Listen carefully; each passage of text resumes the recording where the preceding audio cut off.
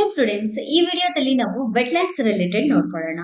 So wetlands 2024ರಲ್ಲಿ ತುಂಬಾನೇ news ಅಲ್ಲಿತ್ತು. ಅದೇ ರೀತಿ 2025ರಲ್ಲೂ ಕೂಡ ನ್ಯೂಸ್ ಅಲ್ಲಿದೆ. 2024ರಲ್ಲಿ ರಾಮ್ಸಾರ್ ಸೈಟ್ ನ ಅಂಡರ್ ಅಲ್ಲಿ ವೆಟ್ಲ್ಯಾಂಡ್ಸ್ ಗಳನ್ನ ತಗೊಂಡ್ಬಂದ್ಬಿಟ್ಟು ನ್ಯೂಸ್ ಅಲ್ಲಿತ್ತು. ಫೆಬ್ರವರಿ 2ನೇ ತಾರೀಕು 2025ರಲ್ಲಿ ಹೊಸ ವೆಟ್ಲ್ಯಾಂಡ್ಸ್ ಗಳನ್ನ ತಗೊಂಡ್ಬಂದಿದೆ. ಹಾಗೆಯೇ ವೆಟ್ಲ್ಯಾಂಡ್ಸ್ ಇಂದ ನಮ್ಗೆ ತುಂಬಾನೇ ಸಿಗ್ನಿಫಿಕೆನ್ಸ್ ಅಂತ ಕೂಡ ಅನೌನ್ಸ್ ಮಾಡಿದೆ. ಹಾಗಾಗಿ ನಮ್ಗೆ ವೆಟ್ಲ್ಯಾಂಡ್ಸ್ ಎಕ್ಸಾಮ್ ಪರ್ಸ್ಪೆಕ್ಟಿವ್ ಆಗಿ ಇಂಪಾರ್ಟೆಂಟ್. ಬಟ್ ಈ ಆರ್ಟಿಕಲ್ ಅಲ್ಲಿ ಯಾಕೆ ವೆಟ್ಲ್ಯಾಂಡ್ ಬಗ್ಗೆ ಹೇಳಿದ್ದಾರೆ ಅಂತ ನೋಡ್ಕೊಳ್ಳೋಣ. ಇತ್ತೀಚೆಗೆ ಮೇಘಾಲಯನ ಹೈಕೋರ್ಟ್ ಸ್ಯೂಮೋಟೋ ಡಿಸಿಷನ್ ನ ತಗೊಂಡಿದೆ. ಒಟ್ಟು ಸ್ಯೂಮೋಟೋ ಡಿಸಿಷನ್ ಅಂತ ಹೇಳಿದ್ರೆ ಮೇಘಾಲಯನ್ ಹೈಕೋರ್ಟ್ ತನ್ನಿಚ್ಚಿಗೆ ತಾನೇ ಸ್ಟೆಪ್ಸ್ ನ ತಗೊಂಡ್ಬಿಟ್ಟು ರಾಮ್ಸಾರ್ ಕನ್ವೆನ್ಷನ್ ವೆಟ್ಲ್ಯಾಂಡ್ಸ್ ಗಳನ್ನ ನಾವು ಕನ್ಸರ್ವೇಶನ್ ಮಾಡ್ಬೇಕು, ವೆಟ್ಲ್ಯಾಂಡ್ಸ್ ಇಂದ ನಮ್ಗೆ ತುಂಬಾನೇ ಇಂಪಾರ್ಟೆನ್ಸ್ ಇದೆ ಅಂತ ಹೇಳ್ಬಿಟ್ಟು ಇನಿಷಿಯೇಟಿವ್ ನ ತಗೊಂಡಿದೆ. ಪಬ್ಲಿಕ್ ಇಂಟ್ರೆಸ್ಟ್ ಲಿಟಿಗೇಷನ್ ಇಲ್ದಲೇನೆ ಮೊದಲಿಗೆ ಮೇಘಾಲಯನ್ ಹೈಕೋರ್ಟ್ ಈ ಸ್ಟೆಪ್ಸ್ ನ ತಗೊಂಡಿರೋದು.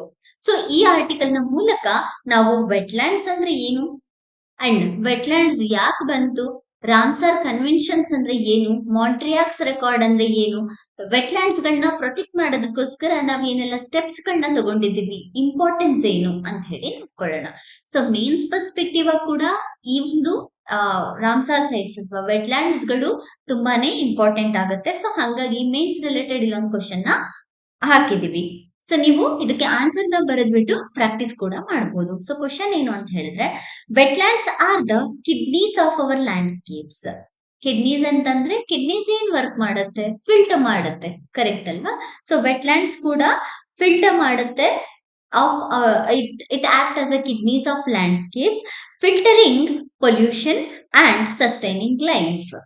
So their conservation is not a choice but necessary.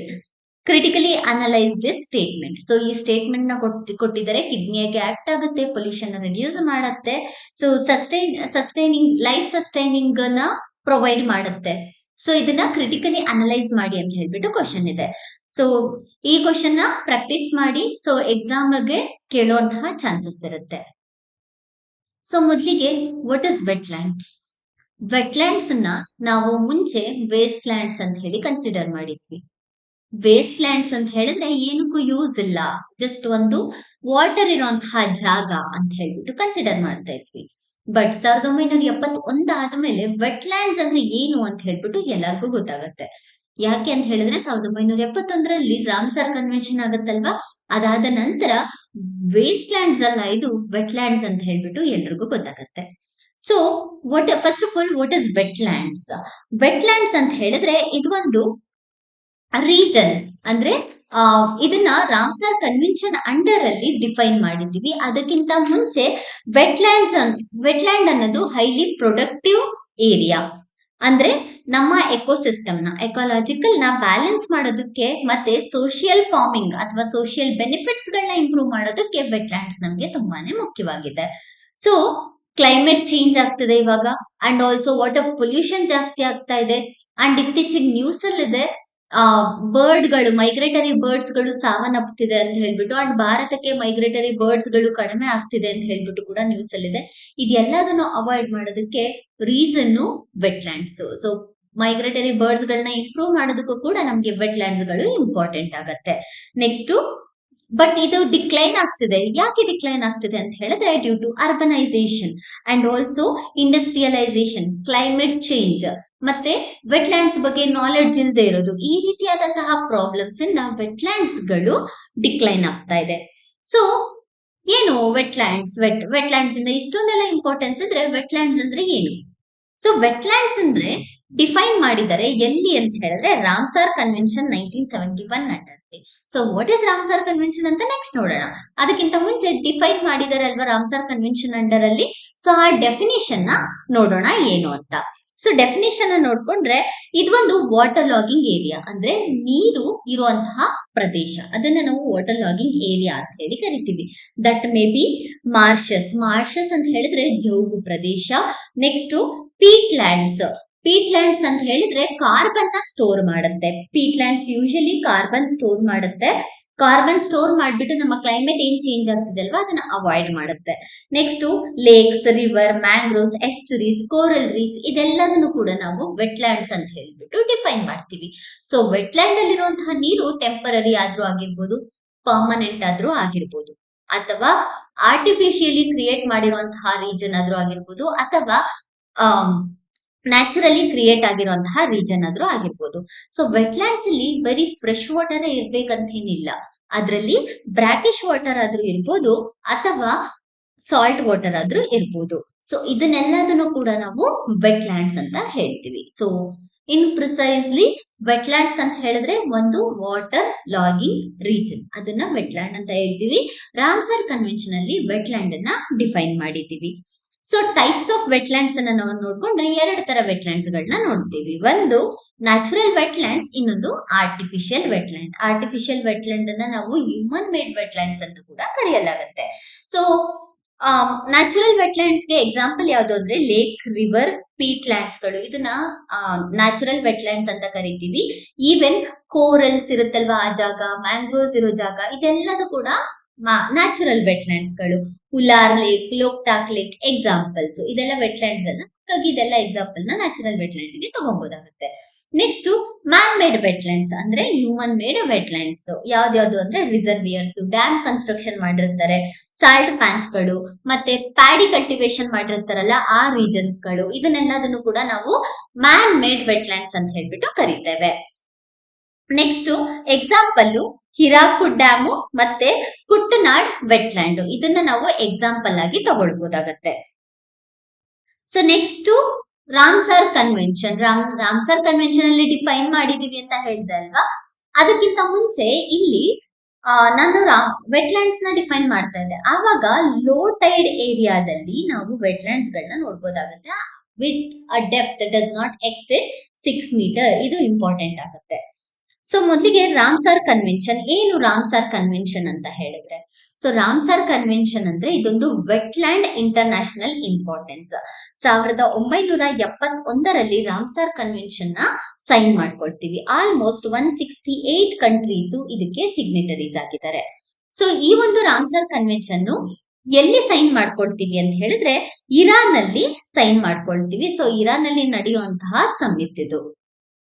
So 1971ರಲ್ಲಿ sign ಆದ್ಮೇಲೆ ಇದು ವರ್ಕ್ ಮಾಡೋದಕ್ಕೆ ಸ್ಟಾರ್ಟ್ ಮಾಡೋದು 21 ಡಿಸೆಂಬರ್ 1975 ಇಂದ. ಸೊ 1975 ಇಂದ ರಾಮ್ಸರ್ ಸೈಟ್ಸ್ ಗಳನ್ನ ಎಸ್ಟಾಬ್ಲಿಷ್ ಮಾಡೋದಕ್ಕೆ ಸ್ಟಾರ್ಟ್ ಮಾಡುತ್ತೆ. ಇವಾಗ ಆಲ್ಮೋಸ್ಟ್ 2400ಕ್ಕಿಂತ ಜಾಸ್ತಿ ರಾಮ್ಸರ್ ಸೈಟ್ಸ್ ಗಳನ್ನ ನಾವು ಆಲ್ ಓವರ್ ದ ವರ್ಲ್ಡ್ ನೋಡ್ಬೋದಾಗತ್ತೆ.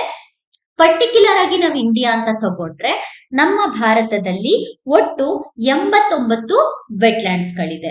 ಇತ್ತೀಚೆಗೆ 4 ವೆಟ್ಲ್ಯಾಂಡ್ಸ್ ಗಳು ಅಂದ್ರೆ ಫೆಬ್ರವರಿಯಲ್ಲಿ 2025 ಫೆಬ್ರವರಿಯಲ್ಲಿ ವರ್ಲ್ಡ್ ವೆಟ್ಲ್ಯಾಂಡ್ ಡೇ ಆಗತ್ತಲ್ಲ, ಆಗ 4 ವೆಟ್ಲ್ಯಾಂಡ್ಸ್ ಗಳನ್ನ ಎಸ್ಟಾಬ್ಲಿಷ್ ಮಾಡ್ತೀವಿ. ಎಲ್ಲೆಲ್ಲಿ ಅಂತ ಹೇಳಿದ್ರೆ ಮೊದಲು ಉದ್ವಾ ಲೇಕ್ ಜಾರ್ಖಂಡ್ ಅಲ್ಲಿ, ನೆಕ್ಸ್ಟ್ ತೀರ್ಥಂಗಲ್ ಮತ್ತೆ ಸಕ್ಕರ್ಕೊಟ್ಟೈ ತಮಿಳ್ನಾಡಿನಲ್ಲಿ, ಅದಾದ ನಂತರ ಕೆಚೋಪಲಾರಿ ಎಲ್ಲಿ ನೋಡ್ತೀವಿ ಸಿಕ್ಕಿಂ ಅಲ್ಲಿ ಮತ್ತೆ ಜಾರ್ಖಂಡ್ ಅಲ್ಲಿ ಮೊದಲ ವೆಟ್ಲ್ಯಾಂಡ್ಸ್ ಇದು ಎಸ್ಟಾಬ್ಲಿಷ್ ಮಾಡಿರೋದು. ಸೊ ಎರಡನ್ನೂ ಕೂಡ ಎಕ್ಸಾಮ್ ಪರ್ಸ್ಪೆಕ್ಟಿವ್ ಆಗಿ ಕೇಳುವಂತಹ ಚಾನ್ಸಸ್ ಇರುತ್ತೆ. ಸೊ ಲಾರ್ಜೆಸ್ಟ್ ವೆಟ್ಲ್ಯಾಂಡ್ ಯಾವುದು ಭಾರತದಲ್ಲಿ ಅಂತ ಹೇಳಿದ್ರೆ Sundarban wetland which is located in West Bengal. Next ಯಾವ ಸ್ಟೇಟ್ ಅಲ್ಲಿ ತುಂಬಾನೇ ವೆಟ್ಲ್ಯಾಂಡ್ಸ್ ಇದೆ ಅಂತ ಹೇಳಿದ್ರೆ ತಮಿಳ್ನಾಡು. ಈಗ ಅಟ್ ಪ್ರೆಸೆಂಟ್ ಒಟ್ಟು 20 ವೆಟ್ಲ್ಯಾಂಡ್ಸ್ ಗಳು ತಮಿಳ್ನಾಡಲ್ಲಿದೆ. ತಮಿಳ್ನಾಡಿನ ನಂತರ ಇಲ್ಲಿ 18 ಅಂತ ಕೊಟ್ಟಿದ್ದಾರೆ, ಈಗ ಹೊಸದಾಗಿ 2 ಆಡ್ ಆಗಿದೆ. ಸೊ ಟೋಟಲ್ 20 ವೆಟ್ಲ್ಯಾಂಡ್ಸ್ ಗಳಿದೆ. ತಮಿಳ್ನಾಡಿನ ನಂತರ ಉತ್ತರ ಪ್ರದೇಶ್, ಒಟ್ಟು 10 ವೆಟ್ಲ್ಯಾಂಡ್ಸ್ ಗಳು ಉತ್ತರ ಪ್ರದೇಶಲ್ಲಿ ನಾವು ಕಾಣಬಹುದಾಗತ್ತೆ. ಸೊ ಅದಕ್ಕಿಂತ ಮುಂಚೆ 2024ರಲ್ಲಿ ಕೂಡ ಹೊಸ ವೆಟ್ಲ್ಯಾಂಡ್ಸ್ ಗಳನ್ನ ಎಸ್ಟಾಬ್ಲಿಷ್ ಮಾಡಿರ್ತೀವಿ. ಅದರಲ್ಲಿ ಲಾಸ್ಟ್ ಆಡ್ ಮಾಡಿರೋದು ತಾವಾ ರಿಸರ್ವೇಯರ್ ಮಧ್ಯಪ್ರದೇಶ್, ಮತ್ತೆ ಕೊಜವೆಲಿ ಬರ್ಡ್ ಸ್ಯಾಂಕ್ಚುರಿ ತಮಿಳ್ನಾಡು, ಮತ್ತೆ ನಂಜರಾಯನ್ ಬರ್ಡ್ ಸ್ಯಾಂಕ್ಚುರಿ ತಮಿಳ್ನಾಡು. ಇದು ಹೊಸದಾಗಿ ಇಂಟ್ರೊಡ್ಯೂಸ್ ಮಾಡಿರುವಂತಹ ವೆಟ್ಲ್ಯಾಂಡ್ಸ್ ಗಳು 2024ರಲ್ಲಿ. So major wetlands in India ಯಾವ್ದು ಮೇಜರ್ ವೆಟ್ಲ್ಯಾಂಡ್ಸ್ ಗಳು ಅಂತ ನೋಡ್ಕೊಂಡ್ರೆ Sundarban wetland which is the largest wetland in India, West Bengal ಅಲ್ಲಿ ಪ್ರೆಸೆಂಟ್ ಇರೋದು. ಸೊ ಇಲ್ಲಿ ಇರುವಂತಹ ವೆರೈಟಿ ಆಫ್ ಟ್ರೀಸ್ ಬಂದ್ಬಿಟ್ಟು ಮ್ಯಾಂಗ್ರೋವ್, ಸುಂದರಿ ಟ್ರೀಸ್ ಇರೋದ್ರಿಂದ ಸುಂದರ್ಬನ್ಸ್ ಅಂತ ಹೇಳ್ಬಿಟ್ಟು ಕರಿತೇವೆ. ಅಂಡ್ ಇದು ಬೆಸ್ಟ್ ಸಿಗ್ನಿಫಿಕೆನ್ಸ್ ಅಂತ ಹೇಳಿದ್ರೆ ಪೊಲ್ಯೂಷನ್ ಕಂಟ್ರೋಲ್ ಮಾಡುತ್ತೆ, ಮತ್ತೆ ಟೈಗರ್ ಹ್ಯಾಬಿಟೇಷನ್ ಕೂಡ ವರ್ಕ್ ಆಗುತ್ತೆ, ಎಕಾಲಜಿಕಲ್ ಬ್ಯಾಲೆನ್ಸ್ ಕೂಡ ಮಾಡುತ್ತೆ. ನೆಕ್ಸ್ಟ್ ಚಿಲಿಕಾ ಲೇಕ್ ಬಂದ್ಬಿಟ್ಟು ಒಡಿಶಾದಲ್ಲಿದೆ, ಕೋಸ್ಟಲ್ ಲಗೂನ್ ಅಂತ ಹೇಳಿ ಕರಿಬಹುದು ಇದನ್ನ. ಸೊ ಇದು ಏಷಿಯಾದ ಲಾರ್ಜೆಸ್ಟ್ ಬ್ರಾಕಿಶ್ ವಾಟರ್ ಲಗೂನ್ ಆಗಿದೆ. ನೆಕ್ಸ್ಟ್ ಉಲಾರ್ ಲೇಕ್ ಇರೋದು ಜಮ್ಮು ಅಂಡ್ ಕಾಶ್ಮೀರ್ ಅಲ್ಲಿ, ಇದು ಫ್ರೆಶ್ ವಾಟರ್ ಲೇಕ್ ಆಗಿದೆ. ಇದು ಭಾರತದ largest fresh water lake. Loktak lake ಇರೋದು ಮಣಿಪುರ್ ಅಂತ ಅಲ್ಲ, ಇಡೀ ಭಾರತದಲ್ಲೇ ಇದು ಒಂದೇ ಫ್ಲೋಟಿಂಗ್ ಲೇಕ್ ಇರೋದು ಮಣಿಪುರಲ್ಲಿ. ಸೊ ಇಲ್ಲಿ ನಾವು ಸಾಂಗಾಯಿ ಡೀರ್ಸ್ ಗಳನ್ನ ನೋಡ್ಬೋದಾಗತ್ತೆ.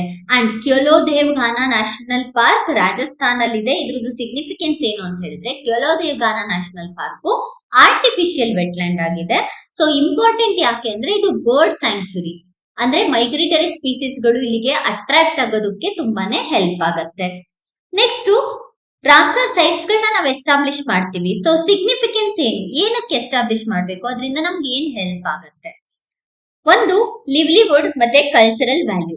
ಅಂದ್ರೆ ಎಲ್ಲಿ ನಮ್ಗೆ ರಾಮ್ಸರ್ ಸೈಟ್ಸ್ ಗಳಿರುತ್ತಲ್ಲ ಅಲ್ಲಿ ಫಿಶರಿಂಗ್ ಆಕ್ಟಿವಿಟೀಸ್ ಜಾಸ್ತಿ ಆಗುತ್ತೆ, ಪ್ಯಾಡಿ ಕಲ್ಟಿವೇಶನ್ ಗಳಿಗೆ ಅಮೌಂಟ್ ಆಫ್ ವಾಟರ್ಸ್ ಗಳು ಜಾಸ್ತಿ ಅವೈಲೇಬಲ್ ಸಿಗುತ್ತೆ, ಗ್ರೌಂಡ್ ವಾಟರ್ ಜಾಸ್ತಿ ಆಗುತ್ತೆ, ಆಕ್ವಿಫರ್ಸ್ ರಿಚಾರ್ಜ್ ಆಗುತ್ತೆ, ಅಂಡ್ ಎಕೋ ಟೂರಿಸಂಗೆ ಹೆಲ್ಪ್ ಆಗುತ್ತೆ. ಸೊ ಆಟೋಮೆಟಿಕಲಿ ಎಕೋ ಟೂರಿಸಂ ಜಾಸ್ತಿ ಆಗ್ತಿದೆ ಅಂದ್ರೆ ಅಂತ ಹೇಳಿದ್ರೆ ಟೂರಿಸಂ ಆಕ್ಟಿವಿಟೀಸ್ ಜಾಸ್ತಿ ಆಗ್ತಿದೆ, ಎಕನಾಮಿಕಲ್ ಡೆವಲಪ್ಮೆಂಟ್ ಆಗುತ್ತೆ, ಮನಿ ಸಪ್ಲೈ ಇನ್ಕ್ರೀಸ್ ಆಗುತ್ತೆ, ಮತ್ತೆ ಜನಗಳಿಗೆ ಕೆಲಸ ಕೂಡ ಸಿಗುತ್ತೆ.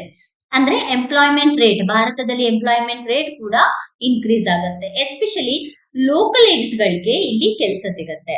Next flood control, disaster mitigation. ನಾವು ಚೆನ್ನೈ ರೀಜನ್ ಅಲ್ಲಿ ನೋಡ್ಕೊಂಡ್ರೆ ಅಲ್ಲಿ ಫ್ಲಡ್ ಆಗಿರುತ್ತೆ. ಅಂಡ್ ಆಲ್ಸೋ ಚೆನ್ನೈಯಲ್ಲಿ ನ್ಯಾಚುರಲ್ ಡಿಸಾಸ್ಟರ್ ಆದಾಗ ಮ್ಯಾಂಗ್ರೋವ್ ಅದನ್ನ ಕಂಟ್ರೋಲ್ ಮಾಡಿದೆ.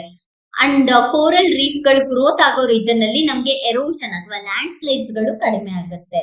ಅರ್ಥಕ್ವಿಕ್ ಆದಾಗ್ಲೂ ಅಷ್ಟೇ ಈ ರೀತಿಯಾದಂತಹ ವೆಟ್ಲ್ಯಾಂಡ್ಸ್ ಗಳು ನ್ಯಾಚುರಲ್ ಡಿಸಾಸ್ಟರ್ ಇಂದ ಮೇನ್ ಲ್ಯಾಂಡ್ ಅನ್ನ ಪ್ರೊಟೆಕ್ಟ್ ಮಾಡ್ತಿದೆ. Next biodiversity hotspots. ಈ ರೀಜನ್ ನಾವು ಬಯೋಡೈವರ್ಸಿಟಿ ಹಾಟ್ಸ್ಪಾಟ್ಸ್ ಅಂತ ಕರಿತೀವಿ. ಹಿಂದಿನ ವಿಡಿಯೋದಲ್ಲಿ ನಾವು ನೋಡಿದ್ವಿ ಬಯೋಡೈವರ್ಸಿಟಿ ಹಾಟ್ಸ್ಪಾಟ್ಸ್ ಗಳನ್ನ. ಸೊ ಭಾರತದಲ್ಲಿ ಬಯೋಡೈವರ್ಸಿಟಿ ಹಾಟ್ಸ್ಪಾಟ್ಸ್ ಅಂದ್ರೆ ಒಂದು ವೆಸ್ಟರ್ನ್ ಘಾಟ್ಸ್ ನ ತಗೊಳ್ತೀವಿ, ಅಂಡಮಾನ್ ಅಂಡ್ ನಿಕೋಬಾರ್ ನ ತಗೊಂತೀವಿ, ಹಿಮಾಲಯನ್ ರೀಜನ್ ನ ತಗೋತೀವಿ, ಅದೇ ರೀತಿ ನಾರ್ತ್ ಈಸ್ಟರ್ನ್ ರೀಜನ್ ನ ತಗೋತೀವಿ.